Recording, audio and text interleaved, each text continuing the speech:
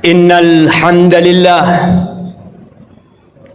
نحمده ونستعينه ونستغفره ونعوذ بالله من شرور أنفسنا وسيئات أعمالنا. من يهده الله فلا مضل له ومن يضلل فلا هادي له. وأشهد أن لا إله إلا الله وحده لا شريك له. وأشهد أن محمدا عبده ورسوله وحبيبه وخليله صلوات ربي وسلامه وبركاته عليه وعلى آله وأصحابه ومن تبعهم بإحسان إلى يوم الدين. أما بعد، فيا عباد الله، أوصيكم ونفسي بتقوى الله فقد فاز المتقون.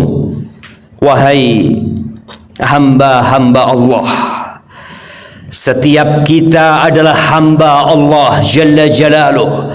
Semua yang berada di tubuh kita dan tubuh kita itu sendiri adalah milik Allah Jalla Jalaluh. Wa ma bikum min ni'matin famin Allah. Tidak ada satupun nikmat yang ada melekat pada diri kalian melainkan itu dari Allah Jalla Jalaluh. Bertakwalah kepada Allah, karena hanya orang-orang yang bertakwa yang sukses dan beruntung. Ya ayyuhalladzina amanu taqullah.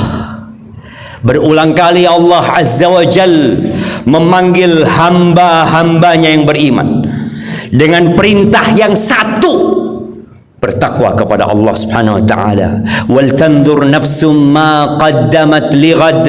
Dan hendaklah setiap jiwa itu memperhatikan apa yang sudah dia persiapkan untuk hari esok. Setiap diri, ana yakin dia mempersiapkan untuk masa tuanya, masa pensiunnya, masa tatkala dia sudah tidak bisa lagi bekerja. Tapi ada satu hari yang kita tidak bisa melakukan apa saja yang ingin kita lakukan ketika kematian tiba. Tatkala keluarga berubah, yang awalnya sayang dan cinta, dia hantarkan kita ke liang lahat. Dia kubur kita di sana. Anak kita, saudara-saudara kita menginjak-injak itu tanah karena mereka tidak ingin ada aroma busuk yang mengganggu manusia yang berjalan di muka bumi. Itulah hari yang harus kita pikirkan dan persiapkan. Wattaqullah. Allah dua kali dalam ayat ini mengingatkan, bertakwalah kalian kepada Allah Azza wa Jal, sang pemilik langit dan bumi ini, sang pencipta, sang pemberi rizki yang menghidup dan mematikan. Innallaha khabirum bima ta'malun. Allah mengetahui dengan apa yang kalian lakukan. Jamaah rahimakumullah, sebagian kita sudah 20 tahun hidup di muka bumi. Ada yang sudah 30. Ada yang bahkan mungkin sudah mendekati 70 tahun. Perjalanan dia hidup adalah ujian dari Allah Jalla Jalaluh. Dan kita semua yang ada di masjid ini mengaku beriman, mengaku sebagai muslim. Apa buktinya? Saya datang Jumatan, saya sholat 5 waktu. Allah Azza wa Jal berfirman, Alif Lam Mim, ahasiban nasu an yutraku an yaqulu amanna wa hum la yuftanun. Apakah manusia mengira dengan mereka menyampaikan ikrar mereka, saya beriman, saya muslim, bapak saya Islam, wa hum la yuftanun, kemudian mereka tidak akan diuji. Hanya dengan pernyataan dan pengakuan beriman, dia dibiarkan begitu saja. Allah Azza wa Jalla dengan tegas mengatakan, walaqad fatanna alladzina min qablihim, kami benar-benar telah menfitnah, menguji, mencoba orang-orang yang sebelum mereka yang mengaku beriman. Fala ya'lamanna Allahu alladzina sadaqu wa la ya'lamanna al-kadzibin, sehingga benar-benar muncul dan nampak siapa yang jujur dalam keimanannya dan siapa yang selama ini hanya pura-pura beriman. Jamaah rahimakumullah, ujian yang Allah berikan bisa jadi kekayaan, bisa jadi kemiskinan.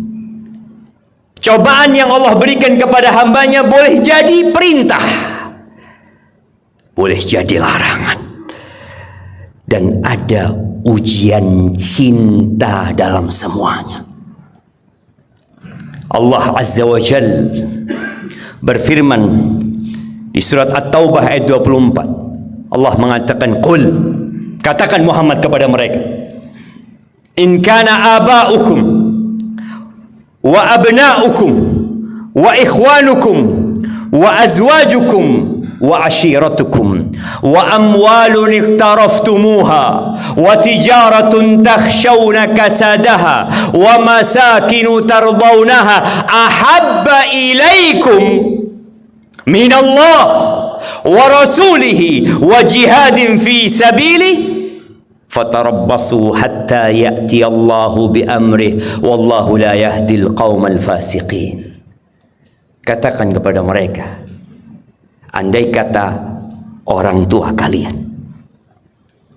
anak-anak kalian, saudara-saudara kalian, pasangan-pasangan hidup kalian, bangsa kalian, harta yang kalian upayakan, rumah yang kalian bangun, perniagaan yang kalian takut dengan kerugiannya, itu lebih kalian cintai daripada Allah, Rasulnya, jihad fi sabilillah. Kalau kalian lebih mencintai semua itu daripada Allah dan Rasulnya dan perjuangan di jalan Allah, fatarabbasu, tunggu hukuman dari Allah Azza wa Jalla. Allah tidak memberikan hidayah kepada orang-orang yang fasik. Kita lihat hari-hari ini jemaah haji Indonesia mulai meninggalkan negeri, diuji kecintaan mereka. Mereka meninggalkan keluarganya, mereka meninggalkan pekerjaannya, mereka meninggalkan rumah tempat mereka berteduh di sana, memadu cinta dan kasih untuk berangkat ke tanah suci. Yang dia nggak tahu dia akan ditinggal hotel seperti apa.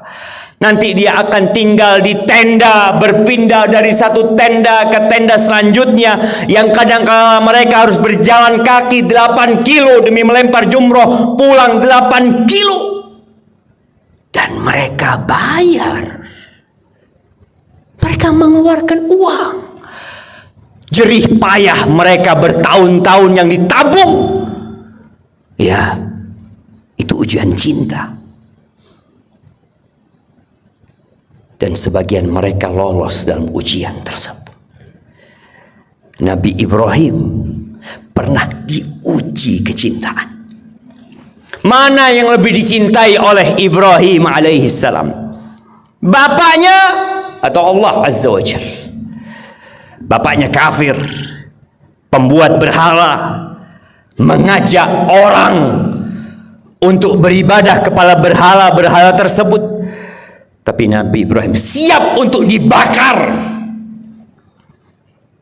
demi menegakkan la ilaha illallah. Sampai umur 86 tahun Nabi Ibrahim gak dikasih anak. Padahal beliau Nabi, kekasih Allah Azza wa Jalla. Itulah ujian cinta. Pada saat beliau berumur 86 tahun, Allah berikan anak. Putra yang bernama Ismail. Yang ana yakin kita semua bekerja demi anak, demi anak. Ya. Orang tua yang bekerja untuk memberikan nafkah kepada anaknya, dia berjuang di jalan Allah Azza wa Jalla. Tapi jangan sampai lupa dengan perintah Allah Azza wa Jalla. Kita lihat jamaah masih ada yang berdatangan, ada yang masih berwudu, ada yang baru berdiri. Kemana engkau? Dari panggilan Allah, hayya 'alas shalah. Apa tidak bisa engkau mengorbankan sedikit kesenanganmu untuk datang ke rumah Allah sebelum khatib naik mimbar? Gak cukup 7 hari engkau bekerja mencari dunia. Padahal yang memberikan rezeki kepadamu, yang memanggilmu untuk datang ke rumahnya. Kita lihat Nabi Ibrahim diberi anak oleh Allah Azza wa Jalla, yang sudah ditunggu sampai berumur 86 tahun. Allah perintahkan kepada Nabi Ibrahim untuk membawa anaknya dari Palestina menuju ke Mekah. Sampai ke Mekah, ditinggal Ismail bersama ibundanya Hajar. Hanya diberi sekantong air dan sewadah kurma. Sang istri bertanya, "Ya Ibrahim, ila man takiluna?" Wahai Ibrahim, engkau titipkan kami kepada siapa? Di Mekah saat itu tidak ada satupun manusia yang hidup di sana. Tidak ada perkampungan, tidak ada perkebunan, tanahnya bukan hutan yang banyak buah-buahan, tapi lembah yang kering kerontang yang dikelilingi oleh gunung-gunung batu yang tandus. Pantas seorang istri bertanya, kepada siapa engkau titipkan kami? Nabi Ibrahim tidak menjawab. Seorang ayah nggak tega melihat anaknya ditinggal, tapi dia berjalan terus, diikutin oleh Hajar. Bertanya lagi Hajar, "Ya Ibrahim, ila man takiluna?" Engkau titipkan kami kepada siapa di sini? Nabi Ibrahim tidak menjawab, tidak menoleh. Sampai yang ketiga kali Hajar mulai sadar, sepertinya ada yang salah dari pertanyaan dia. Maka dia merubah pertanyaannya. Allahu amaraka bihada? Apakah Allah yang memerintahkan kepadamu untuk melakukan ini? Apa kata Nabi Ibrahim? Nah, iya. Lalu Hajar dengan lapang dada mengatakan, "Idzan la yudayyi'una." Silahkan engkau pergi.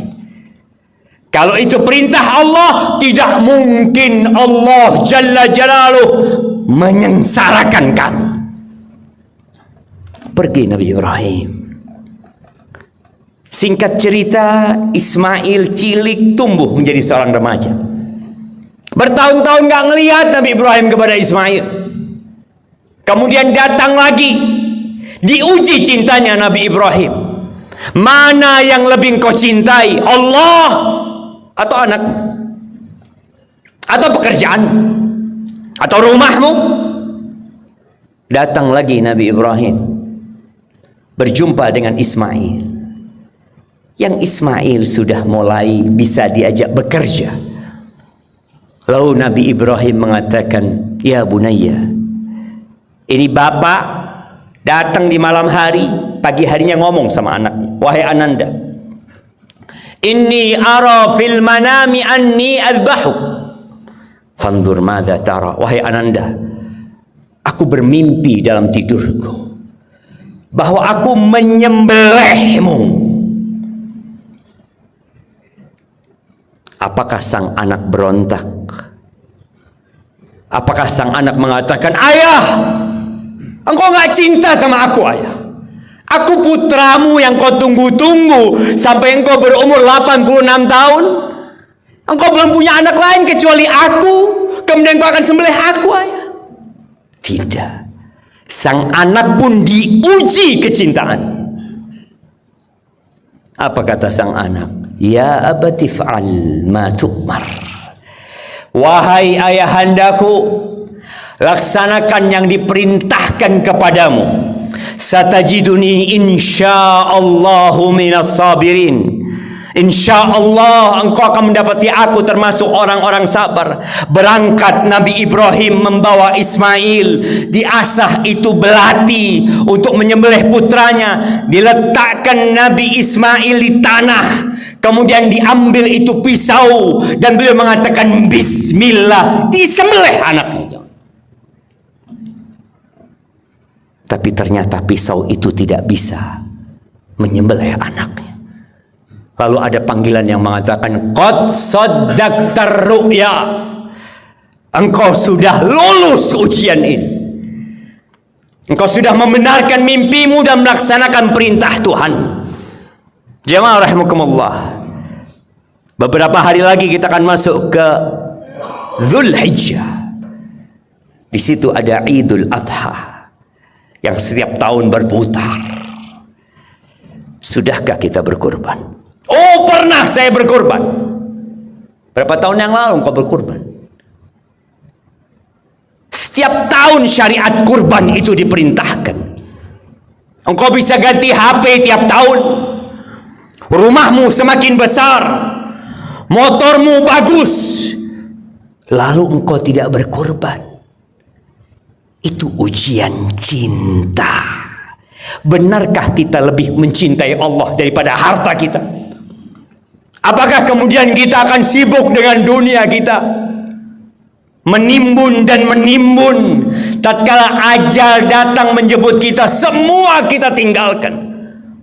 Yang kita sembelih, yang kita potong lillahi ta'ala, itu yang akan menemani kita di kubur kita. Bukan rumah kita, bukan anak kita, bukan orang tua kita.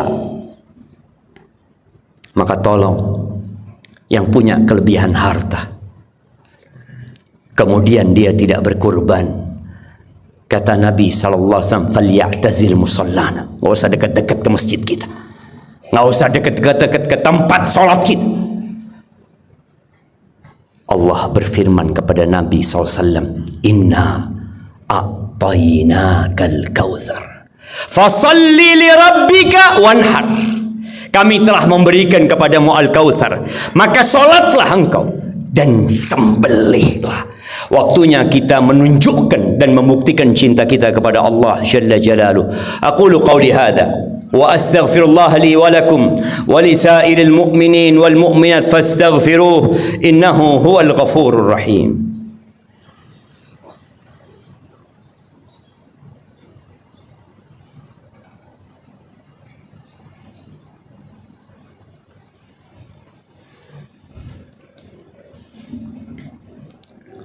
Alhamdulillahi Rabbil Alamin, wabihi nasta'in ala umuri dunya waddin, wassalatu wassalamu ala sayyidil mursalin wa imamil muttaqin qaidil ghurril muhajjalin sayyidina wa maulana wa habibina wa syafi'ina Muhammad wa ala alihi wa ashabihi ajma'in, amma ba'd. Faya ibadallah, dalam pandangan kita, siapa sih orang yang beruntung? Siapa sih dalam kacamata kita tuh orang senang hidupnya, yang kita juga berpikir ingin menjadi seperti dia? Orang-orang kaya, orang-orang tersohor, orang-orang yang banyak followernya. Ketahuilah, innallaha yu'ti dunya man yuhibbu wa man la yuhib. Dunia ini yang kebanyakan orang menjadikannya sebagai standar kesenangan seseorang, keberuntungan seseorang, kesuksesan seorang, ini tidak lebih daripada satu sayap nyamuk. Buktinya dihancurkan sama Allah sehancur-hancurnya dunia ini nanti. Allah itu tidak membagi dunia ini. Allah memberikan dunia ini kepada yang Allah cintai dan kepada yang Allah benci. Fir'aun, Allah berikan kepadanya kerajaan Mesir. Dia mengatakan, wahadhil anharu tajri min tahti. Engkau enggak melihat nih sungai mengalir dari istana-istanaku, mengalir di buminya Fir'aun di Mesir sana. Nabi Musa mengembala kambing, jamaah. 10 tahun beliau menjadi pengembala kambing. Allah memberikan dunia ini kepada yang Allah cintai dan kepada yang Allah benci. Tapi ketahuilah, wala yu'til iman illa man yuhib. Allah tidak memberikan iman kecuali kepada orang yang Allah cintai. Ini buat saudara-saudara kita yang selalu ada di saf terakhir ketika Jumatan. Dia tidak merasa rugi. Dia tidak merasa ada yang hilang dari dirinya. Jumat lalu dia telat, hari ini dia telat, 10 tahun yang lalu dia telat, dan dia merasa nggak masalah. Padahal ada iman di saf pertama ini, ada iman di saf kedua, ada iman tatkala khatib belum naik mimbar, ada pembagian hadiah dari Allah Jalla Jalaluh yang kita tidak melihatnya, yang datang di awal waktu. Kata Nabi SAW, faka'annama qarraba badana. Dia seperti orang yang mengorbankan 1 ekor onta yang besar. Itu ada di sini. Dan sebagian kita nggak pernah dapat itu nikmat. Kehilangan 2 rakaat sebelum subuh, dia merasa nggak ada yang hilang. Padahal itu tanda cinta Allah Azza wa Jal kepada hamba-hambanya. Maka hendaklah di akhir bulan Dzul Qa'dah ini kita melakukan evaluasi terhadap diri kita. Kita akan masuk ke hari-hari terbaik sepanjang masa yang sebagian kita juga nggak tahu ada apa di awal Dzulhijjah, ada fadilah apa, lewat begitu saja. Ingat, menuntut ilmu itu kewajiban buat setiap muslim.